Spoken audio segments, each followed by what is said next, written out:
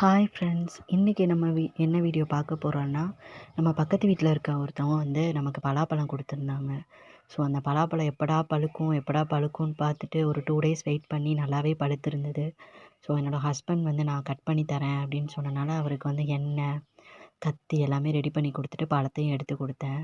So ரொம்ப ஈஸியாகவே நல்ல பழம் பழுத்திருந்தனால ரொம்ப ஈஸியாகவே கட் பண்ணிட்டாங்க.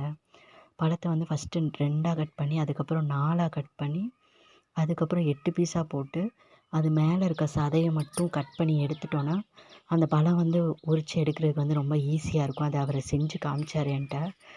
அதுக்கப்புறம் அந்த பழத்துலேருந்து ஒவ்வொரு பழமாக எடுத்து கிண்ணத்தில் போட்டுட்ருந்தாங்க. எங்கடா இன்ன வரைக்கும் ஒரு கேரக்டர் ஆளவே காணோன்னு பார்த்தா, மஹி வந்து பழம்லாம் எடுத்ததுக்கப்புறம் வந்தாங்க. அவங்க தான் ஃபஸ்ட்டு டேஸ்ட் பண்ணாங்க. டேஸ்ட் பண்ணிவிட்டு ரொம்பவே நல்லா இருக்குன்னு சொன்னாங்க. நாங்கள் எல்லாருமே சாப்பிட்டோம். பழம் ரொம்பவே டேஸ்ட்டாக இருந்தது. இதே மாதிரி இன்னொரு விளாக்ல பார்க்கலாம். பாய்.